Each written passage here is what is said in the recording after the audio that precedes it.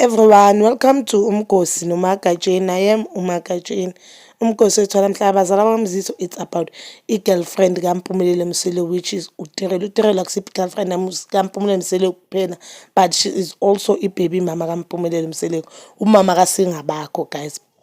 So we know from season 7 episode 2 of Uthando Nes'Thembu, sorry guys, uMpumelelo said yena uzothanda ukugana i-virgin.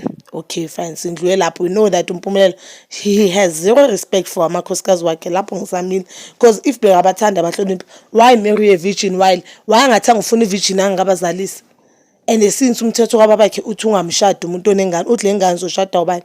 So we saw that Musa Mseleku bekayala umntanakhe ukuthi unkosikazi kumele kanjani. One of the things ashilo ukuthi ungathatha umuntu ononkosikazi, unkosikazi onengane is like umuntu osezele angamthathi, because loyo muntu loyo uzomforce ukuthi athande ingane yakhe, makamshiye vele ngoba already nobaba umntanakhe sekamshiyile, which I felt as if it's wrong. And now there are allegations or rumors that umangwabi unengane angaphandle, and we know that uSindi, the late wife ka Musa Mseleku, naye bekanongane engaseka Musa Mseleku. Maybe he's talking from experience, we don't know.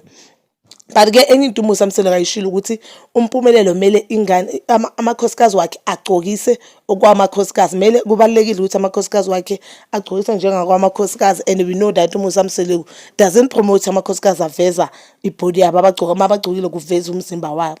But ke unkosikazi, i-girlfriend ka Mpumelelo Mseleku, which is Uthando, guys, we know yazi Uthando makuthiwa la mfazi uyihlonga ndlebe uhambela ngalapho. So Uthando has posted izithombe zakhe. Hi guys, I don't wanna lie, she was looking beautiful. But ke as umthetho wasebukhweni bakhe akumelanga agcoka njalo, bakagcokile vele ishort yakhe nento yakhe, and the short vele short guys, ikhona ishort ifika la emadolweni leya ishort vele. Anyway, for your age right, mina I don't say anything wrong, futhi not for your age. If you feel as if umuhle ugcoke kahle, why not? But again, knowing Musa Mseleku and knowing uMpumelelo Mseleku, uMpumelelo Mseleku yenza yonke into ofuna ubabakhe, impilo yakhe uyiphila impilo kababakhe times 2.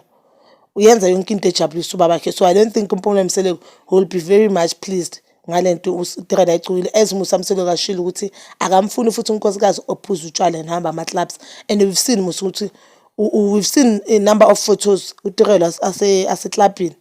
You understand? So I don't think ukuthi Uthando yilo nkosikazi Musa Mseleku azomjabulela, but we know Uthando Nes'Thembu, they are giving us just the content, because some of the things abazishoyo lapha on i-show, after show maceda kuphela we can see ukuthi hayi ayisayenzeki, naku wathiwa nangu mangwabi ya-divorce, but up until today mangwabi usahleli noMusa Mseleku. You understand?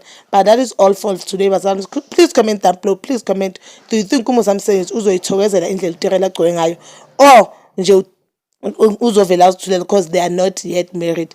And please don't forget to share, guys. Like the video, comment down below, subscribe. Ninithanda ukuya nokubuya.